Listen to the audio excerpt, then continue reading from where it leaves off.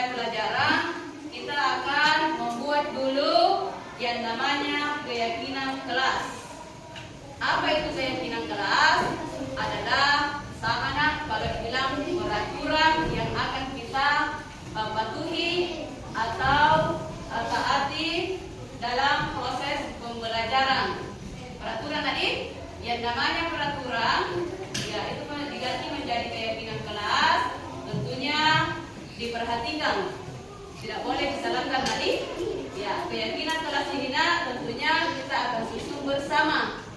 Kita akan susun bersama apa-apa yang perlu kita patuhi dalam proses pembelajaran pagi hari ini. Ibu akan bagikan kertas. Di sini kita akan menulisnya apa-apa keyakinan kelas yang perlu kita patuhi sebelum pelajaran dimulai, sampai selesai proses pembelajaran. Tadi ibu bagikan, ditulis saja di sini. Nanti selesai ditulis, baru bisa ditempel. Silakan ditulis apa-apa keyakinan kelas kita yang perlu dipatuhi.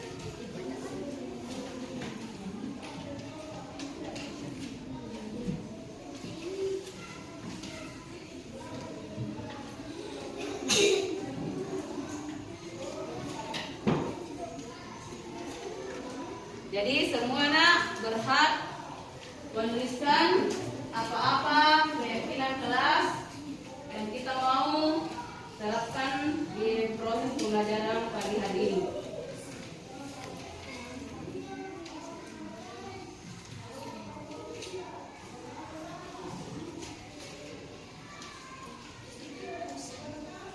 Silakan nak tulis.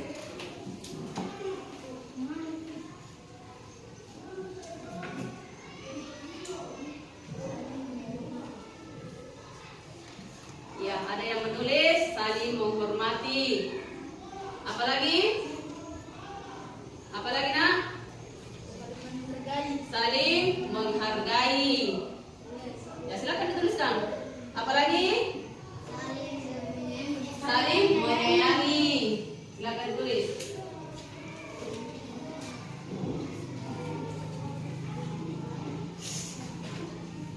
Kalau sudah selesai, ibu telah menyediakan ada di depan. Silakan nak maju untuk menempelkan apa-apa keyakinan kelas yang telah kita tuliskan di kertas yang telah ibu bagikan. Silakan nak. Silakan. Nanti sebentar ibu akan baca satu persatu apa-apa yang telah kita sepakati. Silakan. Tempel.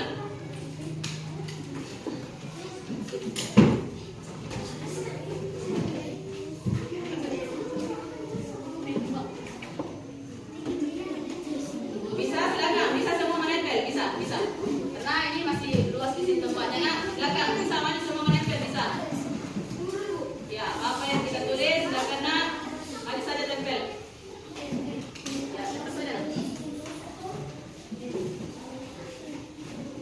Kemudian setelah ditempelkan, kembali ke tempat duduk masing-masing. Silakan nak. Tempel saja.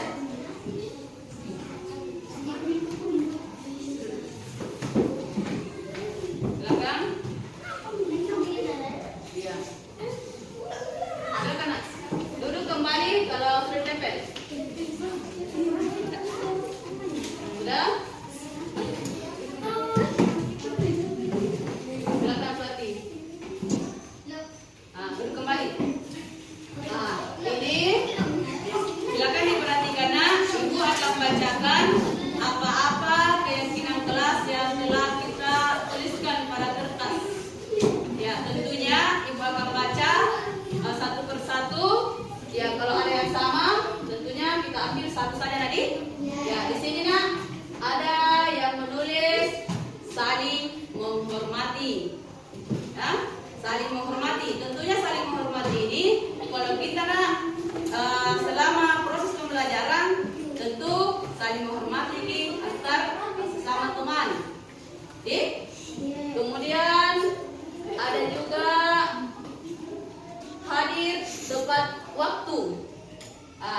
Kalau hadir tepat waktu tentunya sebelum ibu ada di kelas, tentunya kita lebih duluan lagi ada dalam kelas, siap menerima pelajaran. Ya, ada juga ada yang sama. Jadi yang sama ibu cabut supaya kita lihat ada berapa keyakinan kelas yang telah kita sepakati. Ada juga saling menghargai. Ya, sama tadi. Kalau saling menghormati tentunya ada juga saling menghargai.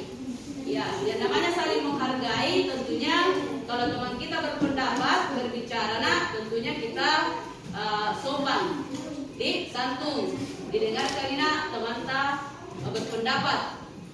Kemudian ada juga saling menyayangi. Ya, ada juga yang sama. Berapa keyakinan kelas yang kita telah buat? Satu apa? Saling menghormati. Apa lagi? Saling menyayangi. Apa lagi? Minta izin sebelum keluar kelas. Ya, minta izin. Apa lagi? Saling menghargai. Ada berapa semua yang telah kita? Ada 5 yang kita mau sepakati sebelum proses pembelajaran dimulai. Tadi tentunya keyakinan kelas yang sudah kita sepakati dipatuhi selama proses pelajaran berlangsung. Ya. Baik, kita akan memulai pembelajaran dengan sama-sama membaca basmalah. Tadi Sarah dengar di kelas. Kenapa? Udah makan. Kita berhak merasa seperti itu, tetapi perlu diingat itu sesuatu yang manusiawi, juga biasa melakukan kesalahan. Tetapi kesalahan itu bukan berarti kita mau melakukan hal yang negatif. Di sini tentunya kita masih ingat apa keyakinan kelas yang kita belajar bersama.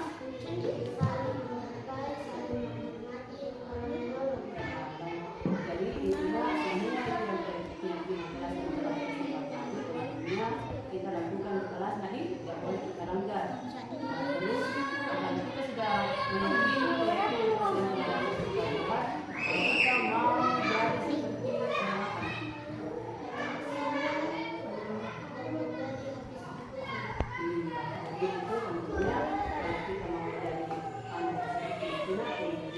anak seperti itu tentunya kita senantiasa mematuhi apa yang telah dibuat sebagai keyakinan kelas dalam proses pembelajaran tadi. Terus tentunya kita juga patuhkan kepada diri sendiri karena telah mengikuti sesuatu yang penting buat diri tadi.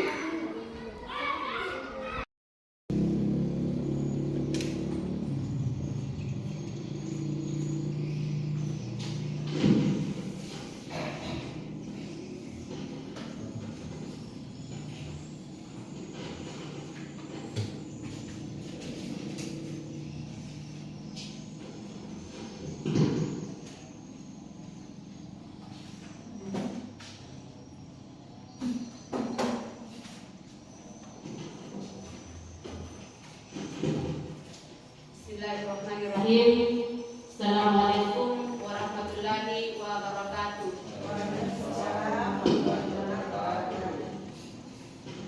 Yang terhormat Ibu Haji, yang kami hormati Bapak dan Ibu Guru yang sempat hadir pada kesempatan hari ini.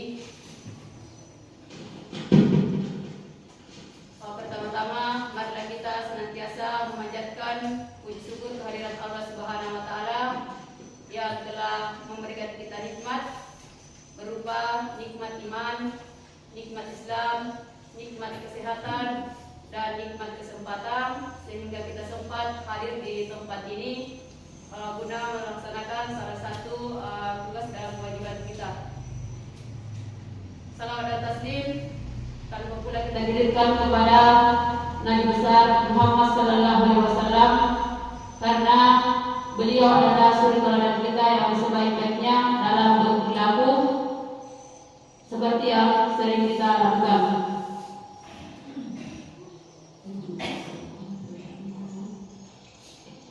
Mudah-mudahan kita bisa mendapatkan syafaatnya di hari kemudian kelak.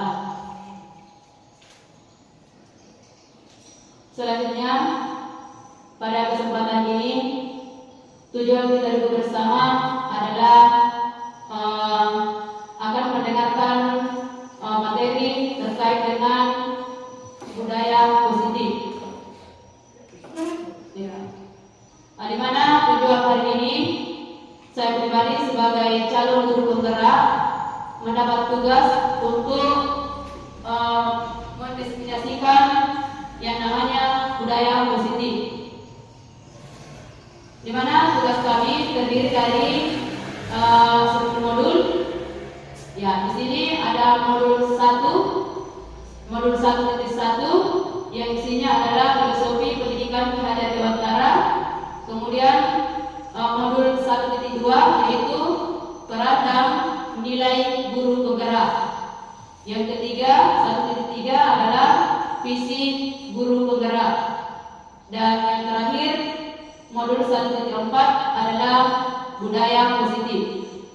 Ya, di sini salah satu tugas saya sebagai calon guru penggerak angkatan 10 adalah mendefinisikan budaya positif pada Bapak dan Ibu sebagai aksi nyata saya. Ya, yang pertama tentunya perlu kita pahami dulu apa itu yang namanya diseminasi. Ya, dari kata diseminasi adalah menyebarkan, ya, berbagi. Ya, saya misalnya akan berbagi terkait dengan yang namanya budaya positif. Sebelum saya lanjut ke materi, tentunya ada pertanyaan otomatis yang saya sampaikan. Ya, jadi tadi budaya positif. Kira-kira apa yang Bapak Ibu ketahui terkait dengan budaya positif? Ada? Ya, silakan Ibu.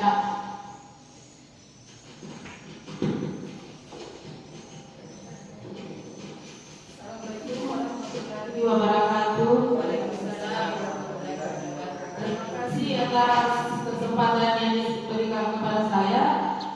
Jadi yang saya ketahui tentang disiplin positif itu yaitu aturan dan tata tertib. Jadi terima kasih.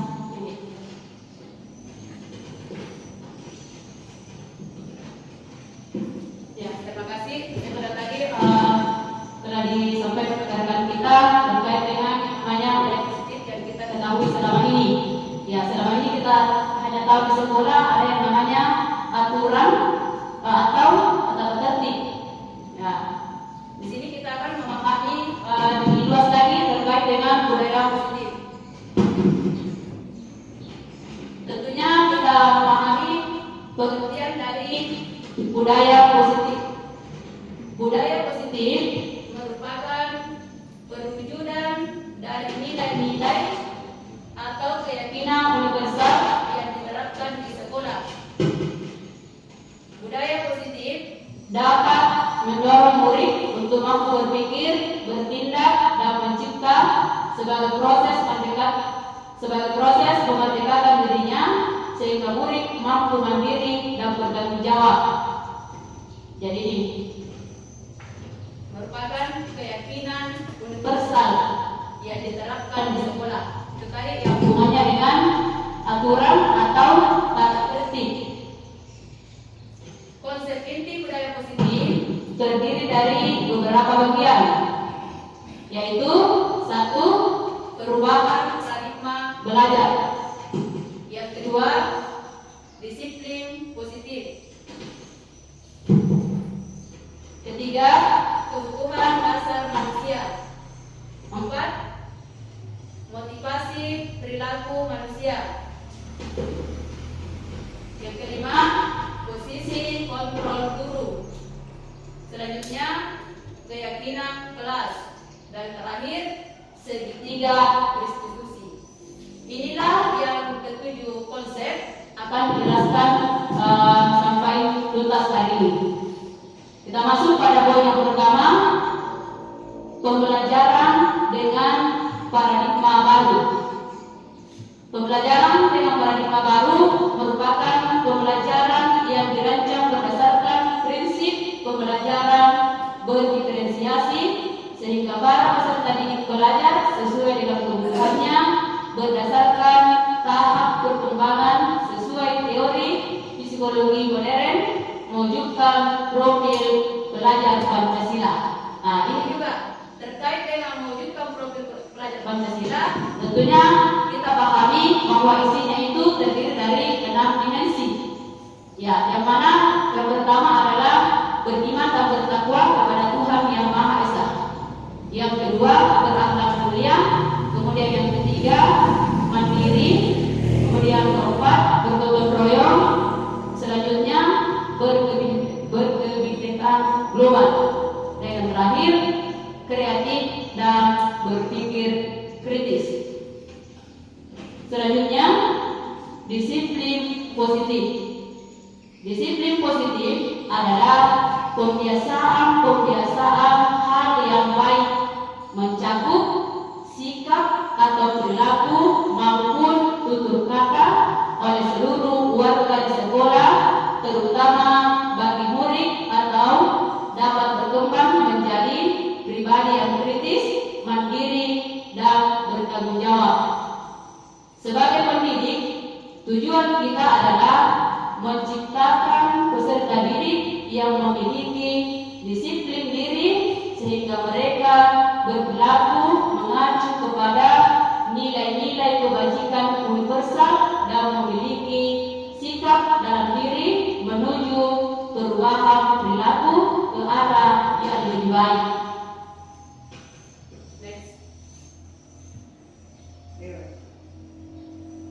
Selanjutnya, kebutuhan dasar manusia. Kebutuhan dasar manusia merupakan sesuatu yang kita lakukan untuk mendapatkan apa yang kita inginkan.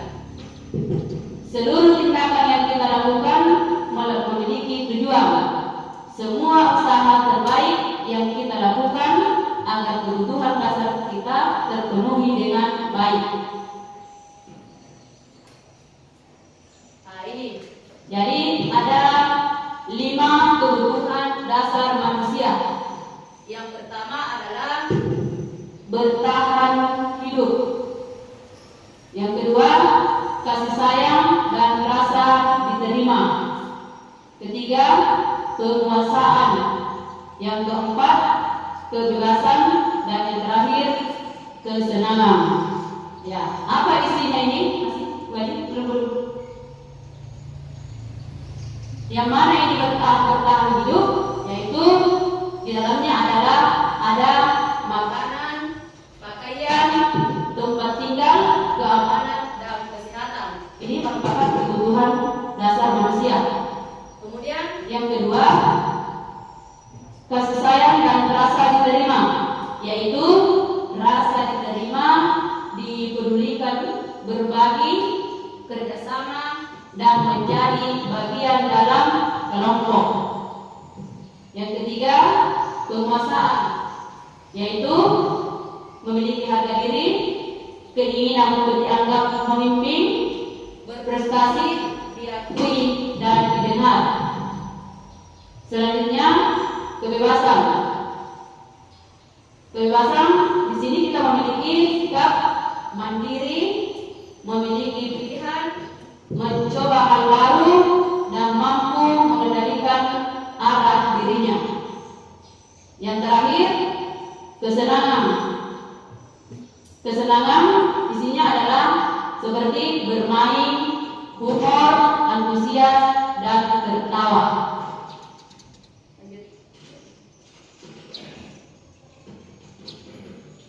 Masih terkait dengan kebutuhan dasar manusia. Ada 3. Yang pertama adalah hukuman. Ya, hukuman di sini, ya selama ini kita tahu bahwa hukuman itu yang kita lakukan tentunya memberikan sesuatu kepada peserta didik tanpa diberikan aturan sebelumnya, maka terjadilah hukuman. Tidak terencana, tiba-tiba itu maksudnya. Kemudian murid tidak tahu apa yang akan terjadi, bersifat satu arah, berupa hukuman fisik atau psikis. Ini mungkin biasa terjadi di kita. Ya, kita lakukan ke peserta didik. Ya, namanya hukuman tidak ada aturan sebelumnya. Ya, begitu melanggar langsung kita jatuhkan hukuman. Kemudian yang kedua, konsekuensi. Ya, konsekuensi ini adalah terencana atau disepakati sesuai peraturan. Yang kedua, murid tetap dibuat tidak nyaman. Yang ketiga, sikap guru selalu memonitor murid. Nah, ini konsekuensinya ada aturan, tetapi tetap biasa ada melanggar, namun masih kita memberikan perlakuan yang tidak sewajarnya. Itu konsekuensi. Kemudian yang ketiga, restitusi. Restitusi di sini yaitu proses menciptakan kondisi bagi murid untuk memperbaiki kesalahan. Proses kolaboratif yang mengajarkan murid mencari diri sendiri. Nah, ini peran kita. Selanjutnya, posisi kontrol guru. Ini yang sangat penting kita ketahui Bapak dan Ibu. Ya, kita sebagai apa di sini? Posisi kontrol guru sangat penting untuk kita pahami. Kemudian kita masing-masing berpikir diri, bisa mengevaluasi diri sendiri. Kita berada di posisi mana, dalam posisi apa yang di sana kita diharapkan untuk dimiliki ke depan. 5 posisi kontrol guru yaitu pertama, penghukum. Yang kedua, pembuat merasa bersalah. Yang ketiga, sebagai teman. Keempat, pemantau. Dan yang terakhir, sebagai manajer. Ya, tentunya dengan membaca 5 posisi kontrol guru ini, kita sudah bisa periksa diri masing-masing. Di mana kita selama ini? Ya, dan seperti apalah hasil yang kita harapkan? Yang mana yang sangat dianjurkan posisi kita dari kelima ini? Lanjut. Nah, ini ada contoh. Adik yang terlambat hadir di sekolah. Nah, ini biasa terjadi kita. Ya, kita tentukan kalau adik terlambat hadir di sekolah, sementara kita guru sebagai penghukum, yaitu nada suara tinggi, bahasa tubuh, mata melotot, dan jari menunjuk-nunjuk menghardik. Kalau kita posisi sebagai penghukum.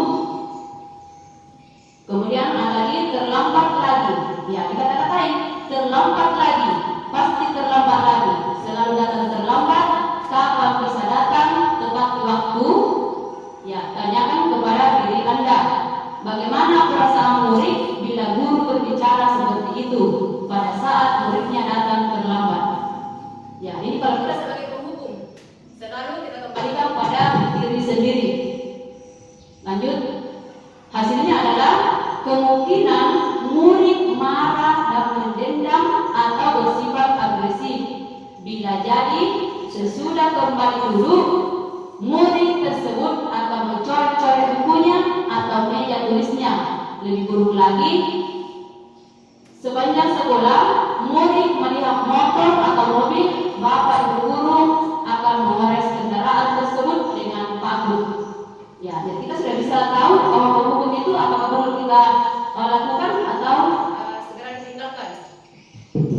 Kemudian yang kedua, posisi kontrol yang kedua adalah guru sebagai pembuat merasa bersalah. Ya, kalau ini dilakukan, caranya itu biasa nada suara mengelas, halus, sedih, bahasa tubuh merapat pada anak, lesu. Ya, ini ada contoh kasus, Adi, kamu ini bagaimana ya? Kamu sudah berjanji dengan ibu tidak akan terlambat lagi.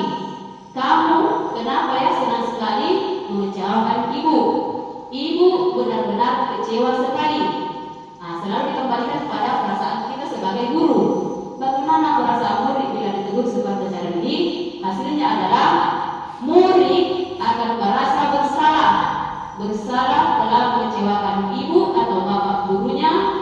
Murid akan merasa menjadi orang yang gagal dan tidak sanggup membahagiakan orang lain. Kadangkala sikap seperti ini lebih berbahaya dari sikap penghukum, karena emosi akan tertanam rapat di dalam murid menahan perasaan, tidak seperti murid dengan guru penghukum, di mana murid bisa melupakan amarahnya walaupun dengan cara negatif. Murid tertekan seperti inilah yang tiba-tiba bisa meletus amarahnya dan bisa menyakiti diri sendiri. Kali ini kita sebagai guru membuat merasa bersalah.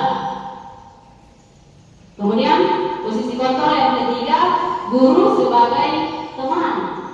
Ya, dimana kalau sebagai teman yaitu nada suara ramah, akrab dan bercanda, bahasa tubuh merapat pada murid, mata dan senyum jenaka. Ini kalau guru sebagai teman kepada peserta didik. Contoh kasus, adik, ayolah, bagaimana sikap? Kemarin kamu sudah janji ke bapak, bukan? Kenapa terlambat lagi? Sambil tertawa ringan. Ya, sudah, tidak apa-apa. Duduk dulu di sana. Nanti Pak Guru bantu kamu ini. Sambil senyum-senyum. Bagaimana perasaan murid dengan sikap guru seperti ini? Jadi kalau kita sebagai teman, hasil murid akan merasa senang dan akrab dengan guru. Ini termasuk dampak yang positif. Hanya saja di sisi negatif, murid menjadi tergantung pada guru-guru tersebut. Bila ada masalah, dia merasa bisa mengandalkan guru tersebut untuk membantunya. Akibat lain dari posisi teman, adik hanya akan berbuat sesuatu bila guru tersebut dan belum tentu berlaku yang sama dengan guru atau orang lain. Selanjutnya, posisi kontrol guru sebagai pemantau. Ya, kalau kita sebagai pemantau tentunya ini nada suaranya datar, bahasa tubuh yang formal. Ya, contoh kasus, guru, adik, tahu kapan jam berapa kita memulai? Adik, tahu Pak. Guru, kamu terlambat 15 menit. Apakah kamu sudah mengerti konsekuensi yang harus dilakukan bila terlambat? Kata adik, paham Pak. Saya harus tinggal kelas pada jam istirahat nanti dan mengerjakan tugas ketertinggalan saya. Kata guru, ya benar. Nanti pada saat jam istirahat, kamu harus tinggal di kelas untuk menyelesaikan tugas yang tertinggal tadi. Saya tunggu. Nah, bagaimana perasaan murid diperlakukan seperti ini? Ya, hasilnya adalah murid memahami konsekuensi yang harus dijalankan karena telah melanggar salah satu peraturan sekolah. Guru telah menunjukkan suatu emosi yang berlebihan, menjadi marah atau membuat merasa berbuat salah. Murid tetap dibuat tidak nyaman, yaitu harus tinggal kelas pada waktu jam istirahat dan mengerjakan tugas. Guru tetap harus memantau murid pada saat mengerjakan tugas di jam istirahat, karena murid tidak bisa ditinggal seorang diri. Lanjut, posisi kontrol guru yang kelima adalah sebagai manajer. Nah, ini kalau sebagai manajer tentunya nada suara tulus, bahasa tubuh tidak kaku, mendekat ke murid. Contoh kasus, guru, adik, apakah kamu mengetahui jam berapa sekolah dimulai? Kata adik, jam 7.00. Kata guru, ya, jadi kamu terlambat. Kira-kira bagaimana kamu akan memperbaiki masalah ini? Kata Adi, saya bisa menanyakan teman saya, Pak, untuk mengejar tugas yang tertinggal.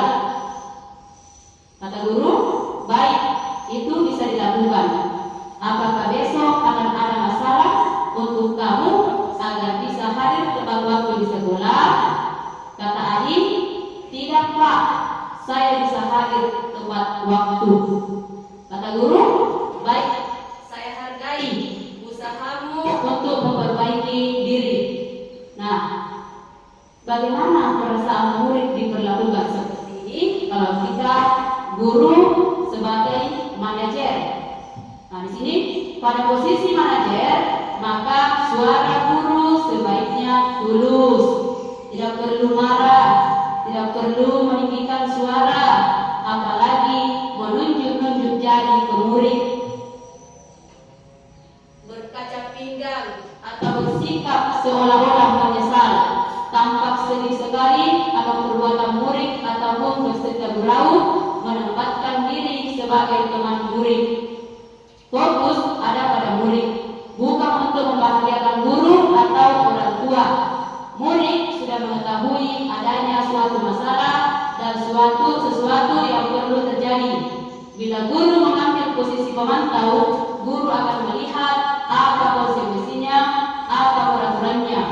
Namun, pada posisi manajer, guru akan mengembalikan tanggung jawab pada murid untuk mencari jalan keluar permasalahannya, tentu dengan bimbingan guru. Nah, ini ada contoh lain dari penerapan anima posisi kontrol guru. Ada kasus murid tidak mengerjakan tugas yang diberikan guru. Nah, ini mungkin sering kita alami. Ya, sebagai guru sering kita alami, namun kita belum bisa menentukan arah kita mengambil posisi sebagai apa di dalamnya. Nah, di sini jadi contoh kasusnya adalah murid tidak mengerjakan tugas yang diberikan guru. Nah, di sini ada sebagai penghukum, pembuat merasa bersalah. Ya, tadi ada 5 posisi kontrol. Nah, kita bisa menentukan seperti apa. Sebagai penghukum, nah tadi kita berikan berdiri dengan sebelah kaki di depan kelas. Ya, ini dengan contoh kasus di atas. Kalau kita guru sebagai penghukum, kita diberikan disuruh berdiri dengan sebelah kaki di atas di depan kelas. Ya, dan ini mungkin biasa kita lakukan, tapi harapan saya setelah kita pahami bersama terkait dengan budaya positif, tentunya tidak akan dilakukan lagi sesuatu yang sifatnya kurang bagus. Kemudian kalau kita yang kedua, membuat merasa bersalah. Ya, ya kita berikan seperti ini. Kesekian kali ibu sudah ingatkan, kamu senang ya melihat ibu terus-terusan bertindak seperti ini. Ya, kalau kita guru sebagai membuat merasa bersalah. Kemudian yang ketiga, kalau kita guru sebagai teman yang kasus tersebut, yang kita lakukan lagi, ayo dong kamu kerjakan tugasnya. Nanti kalau sudah selesai kita main game. Ya, kemudian kalau sebagai teman tahu, kamu sudah melakukan kesalahan dan sudah mengetahui konsekuensinya. Sekarang selesaikan dan segera kumpulkan. Kemudian yang terakhir, posisi kita sebagai guru terkait dengan kasus murid tidak mengerjakan tugas yang diberikan guru adalah, apakah kamu tahu kesalahanmu, keyakinan sekolah apa yang kamu langgar, dan apa yang akan kamu lakukan untuk menyelesaikannya. Kalau kita sebagai manajer, ya, dari ini 5 posisi kontrol guru sudah bisa kita tahu bahwa ini selama ini yang saya lakukan, tidak selayaknya saya lanjutkan setelah mengetahui materi yang saya sempat sampaikan pada kesempatan ini. Kemudian selanjutnya, ini seperti yang telah saya sampaikan, posisi kontrol apakah aku, ya mari kita tanya dalam diri masing-masing. Saya kecewa sekali dengan kamu. Lanjut. Ya, kalau pembuat merasa bersalah terkait dengan kasus tadi. Kemudian yang kedua, posisi kontrol apakah aku? Kamu tidak pernah benar melakukannya. Sekarang keliling lapangan 3 kali. Ya, kalau ini posisi kontrol sebagai penghukum. Kemudian yang ketiga, posisi kontrol apakah aku? Kira-kira bagaimana kamu akan memperbaiki masalah ini? Ya, itu kalau sebagai manajer. Kemudian yang terakhir, posisi kontrol apakah aku? Kalau seperti ini, ayolah lakukan demi Bapak Ibu. Itu adalah sebagai guru, sebagai teman. Selanjutnya, kamu terlambat 15 menit. Apakah kamu sudah mengerti konsekuensi yang dilakukan bila terlambat?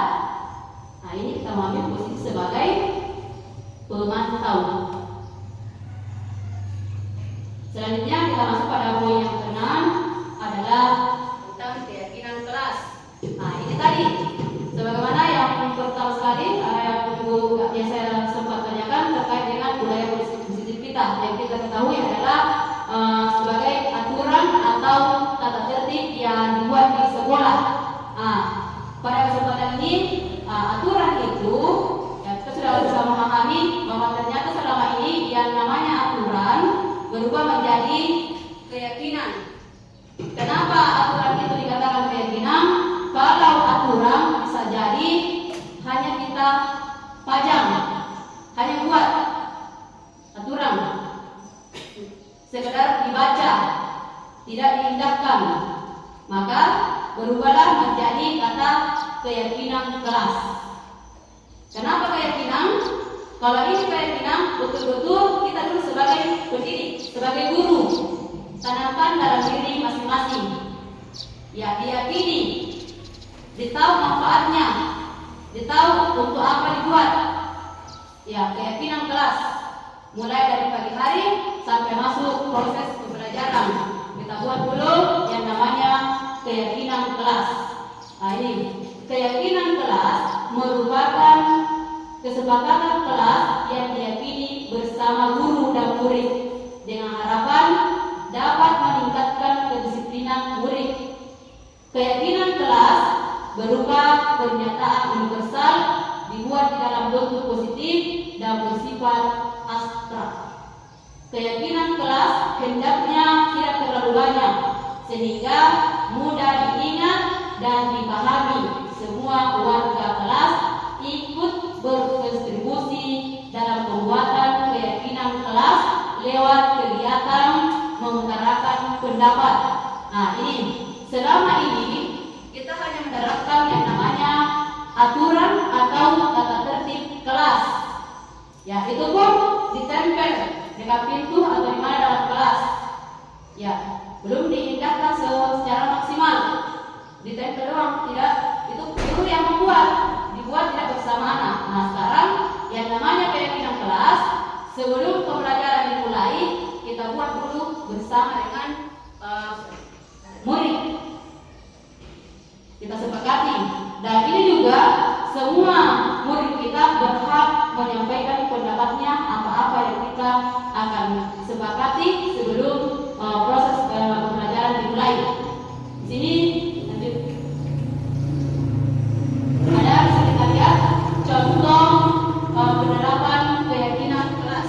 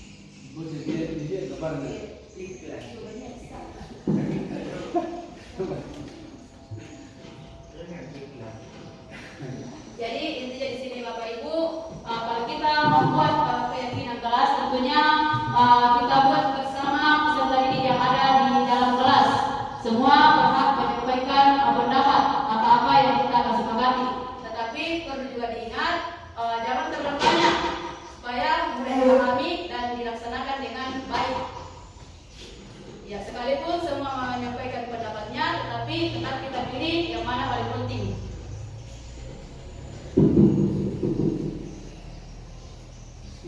Jadi ini ide yang saya putar adalah membuat keyakinan kelas sebelum proses pembelajaran dimulai.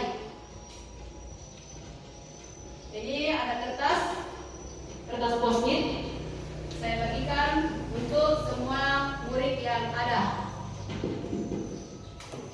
Jadi tidak berteriak-teriak, tetapi apa yang ada di pikirannya yang dia mau sampaikan ditulis lewat kertas yang telah saya bagikan.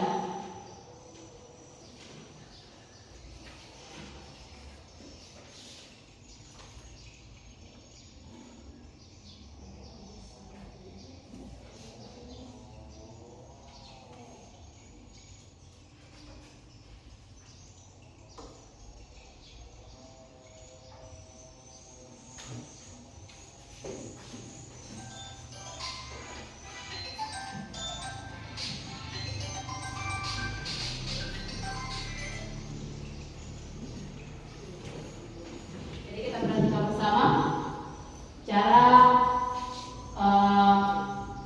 membuat keyakinan kelas, dan terlihat peserta kita sangat senang begitu dikasih kesempatan untuk menyampaikan apa-apa yang harus dipatuhi kalau kita proses pembelajaran belajar.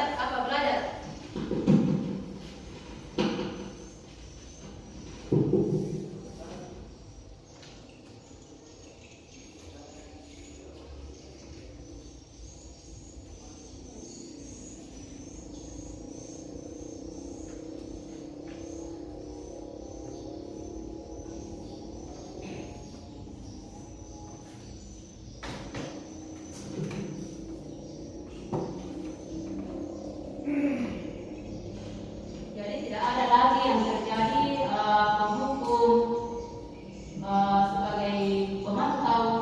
Kalau kita sudah tahu bahwa ternyata kalau kita memberikan sesuatu kepada peserta didik kita, tentunya buat dulu aturan atau keyakinan kelas.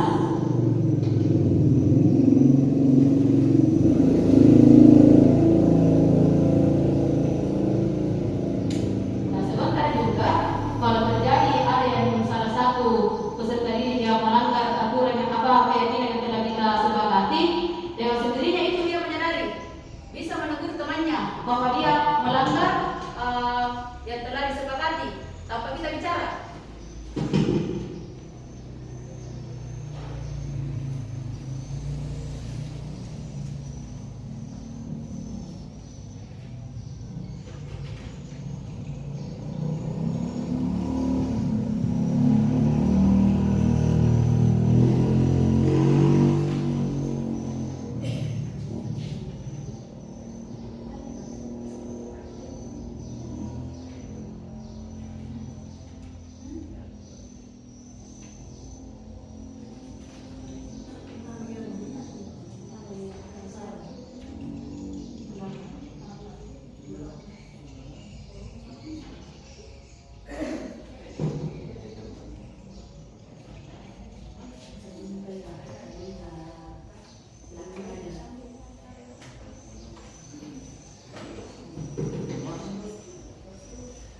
Ya, biasa juga ditayangkan bentuk gambar. Gambarnya itu kita guru bersama murid membuat keyakinan kelas.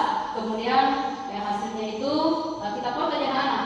Difoto seperti apa dia menyepakati keyakinan kelas yang dibuat.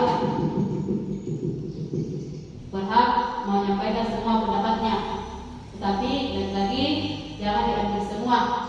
Ya, sedikit dulu supaya bisa dipahami.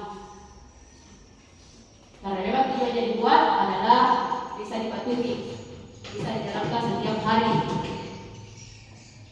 Hari ini sedang berlomba-lomba untuk menempelkan pendapatnya masing-masing.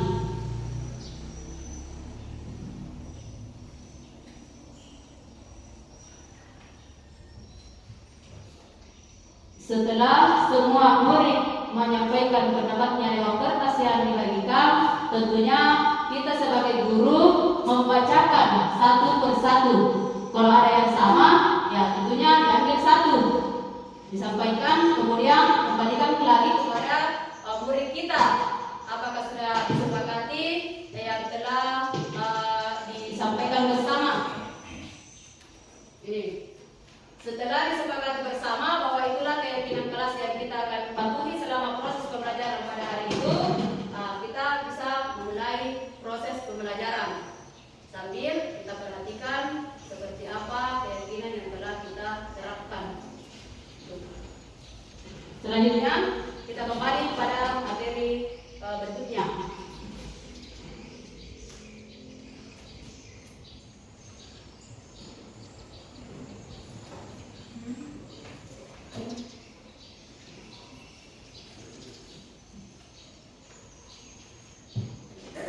Dengan selesainya kita saksikan tadi bagaimana membuat keyakinan kelas. Selanjutnya kita masuk pada poin terakhir, yaitu segitiga restitusi.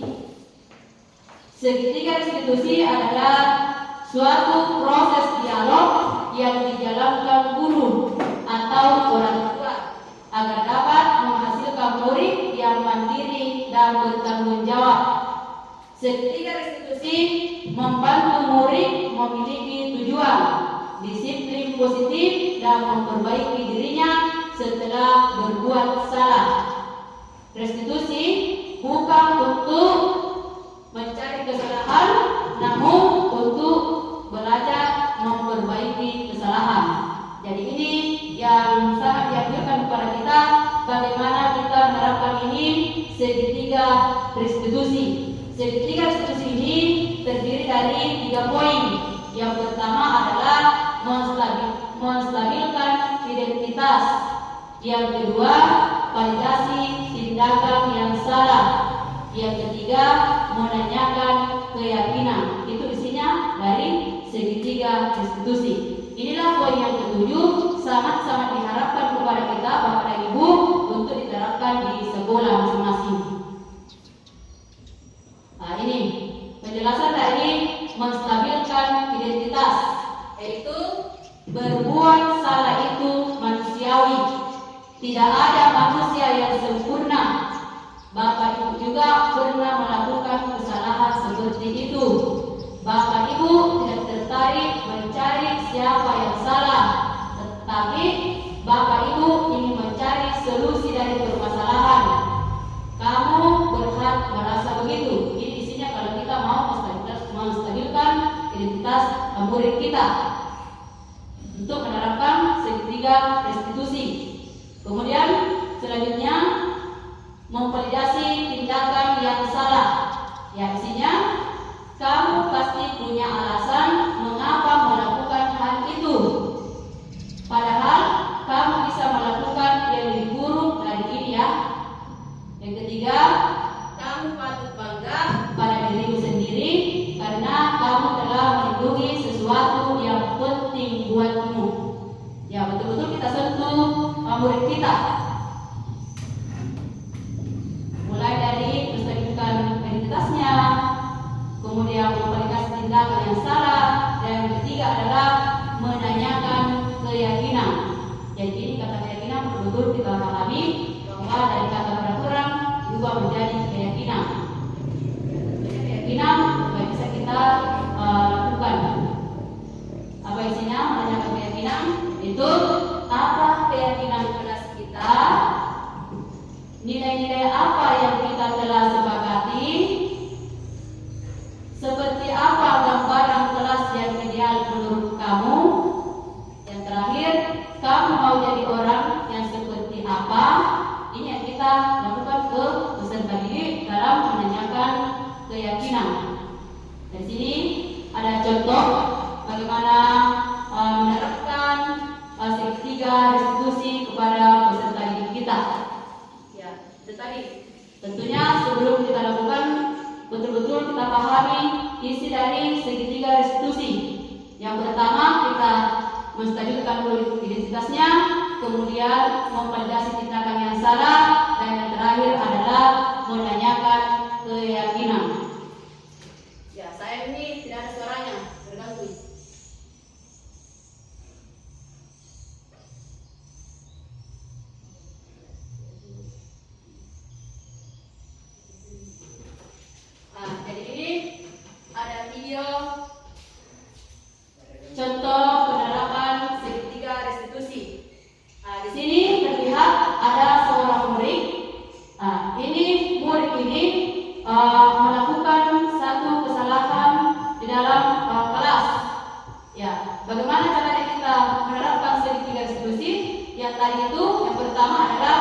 menstabilkan identitas.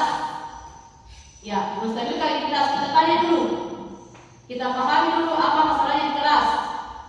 Ya, ini tadi terlihat si Sarah ini sedang ribut-ribut di kelas. Ribut karena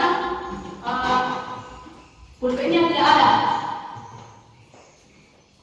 Ya, kita sebagai guru di kelas tentunya dipanggil dengan baik-baik anak yang kita lihat ada masalah dalam kelas. Dipanggil, kemudian ditanya, itu tadi yang melakukan 3 validasi, stabilkan identitas, kemudian validasi tindakan yang salah, dan yang terakhir tanyakan keyakinan. Nah, tadi keyakinan yang telah disepakati seperti saling menghargai, saling menghormati, kemudian apabila mau meninggalkan kelas atau keluar kelas minta izin dulu. Itu tadi yang telah disepakati. Nah, setelah ada tadi keyakinan yang disepakati, terjadilah ini. Ada anak yang ribut-ribut. Nah, kita sebagai guru panggil dengan baik, tanya kenapa dia ribut. Maka dia akan menjawab, ternyata si anak ini tidak ada pulpennya. Dia memaksakan diri kepada temannya untuk minta pulpen, sementara temannya juga marah, tidak mau memberikan. Maka kita tanya ini, si Sarah, ya keyakinan apa yang telah disepakati? Tentunya dia akan menjawab bahwa saling menghormati, saling menghargai. Itu. Ya, kita kembalikan kepada si anak itu, bagaimana supaya kembali dengan baik, dengan nyaman, dengan senang hati ke kelompoknya seperti semula, tanpa melakukan hal-hal yang sifatnya negatif. Misalnya saling baku musuh. Ya, setelah selesai pembelajaran.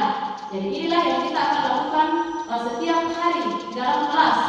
Membuat keyakinan kelas, kemudian melihat murid ada yang melanggar, kita panggil baik-baik.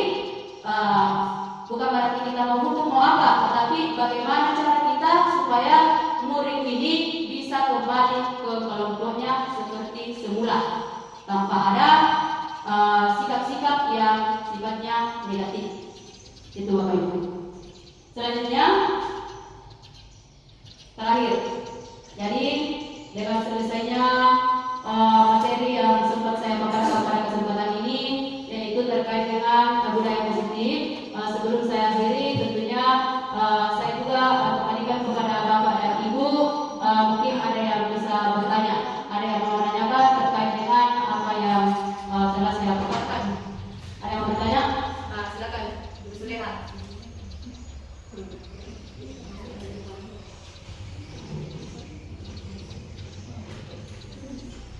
Assalamualaikum warahmatullahi wabarakatuh. Waalaikumsalam warahmatullahi wabarakatuh. Terima kasih Ibu kesempatannya. Tadi dijelaskan bahwa penghargaan itu termasuk hukuman. Apa bentuk penghargaan itu yang termasuk hubungan dan apa saja contoh penghargaan yang bukan hukuman? Jadi terima kasih. Assalamualaikum warahmatullahi wabarakatuh. Terima kasih kembali. Baik, kita dengar bersama pertanyaan dari salah satu rekan kita, yaitu di mana tadi dijelaskan bahwa penghargaan adalah termasuk hukuman. Dan seperti apa contohnya? Dan yang mana yang bukan hukuman? Selama ini memang kita sering lakukan bahwa memberikan sesuatu itu kita anggap penghargaan. Ya, misalnya anak berprestasi, kita langsung berikan apa berupa uang, berupa buku, berupa pulpen dan sebagainya. Intinya berbentuk materi. Ternyata setelah saya pelajari, kita diajarkan ini, itu termasuk hukuman. Kenapa hukuman? Dengan diberikannya kepada anak ini yang berbentuk materi, itu bisa mengurangi rasa percaya dirinya. Ya, kenapa? Bisa jadi anak ini akan berbuat sesuatu apabila diiming-iming dengan hadiah atau penghargaan. Misalnya, siapa yang rajin ke sekolah, saya akan berikan uang. Ya, ini bisa merusak perilakunya. Karena yang ada di benaknya nanti dijanji, diiming-imingi baru bisa berbuat, sehingga diputuskanlah bahwa itu merupakan hukuman. Kedua, bisa juga mempengaruhi murid yang lainnya. Ya, dua kemungkinan. Kalau jadi motivasi, ya mungkin masih sangat bagus. Tetapi kalau semakin mundur, dia akan melihatnya, oh ada satu nih yang dapat hadiah, saya tidak ini, terus dia semakin tidak berbuat. Jadi ini, jadi contohnya yang dikatakan penghargaan atau termasuk hukuman adalah kita memberikan sesuatu kepada murid yang berbentuk materi atau barang. Ya, tentunya kalau kita sudah pahami, jangan lagi dilakukan. Kemudian seperti apa nih contohnya yang bukan hukuman? Ya, tadi kita sudah bisa memahami 5 posisi kontrol guru. Kemudian kebutuhan dasar manusia. Nah, di sini yang bukan merupakan hukuman adalah berupa kata-kata motivasi. Begitu anak-anak berhasil, kita biasa sama-sama berikan tepuk tangan atau dijemplon atau apa saja. Intinya bukan berupa materi, tapi kata-kata motivasi sehingga murid yang lainnya bisa juga termotivasi ke hal-hal yang lebih baik lagi. Seperti itu, Bapak Ibu. Jadi sudah bisa dibedakan bahwa penghargaan dan hukuman itu, penghargaan itu termasuk hukuman, tetapi dipahami bahwa untuk barang atau materi. Bagaimana Ibu? Iya, paham? Terima kasih. Selanjutnya mungkin sebagai penutup sebelum saya akhiri, mungkin ada Bapak dan Ibu yang bisa memberikan refleksi terkait dengan apa yang telah saya paparkan hari ini. Mungkin Ibu Haji, silakan bisa memberikan refleksi. Terima kasih banyak atas kesempatan yang diberikan. Kami merefleksi apa yang sudah membahas. Ya, kami banyak mendapat informasi terkait penerapan di kelas.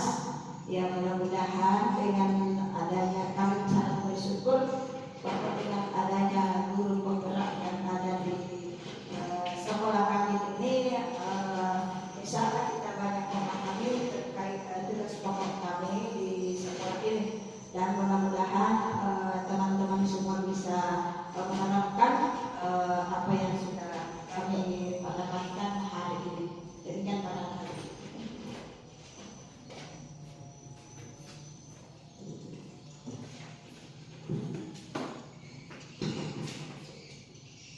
Terima kasih banyak lagi atas refleksinya yang telah disampaikan. Mungkin sebagai penutup, mari kita bersama-sama membaca hamdalah.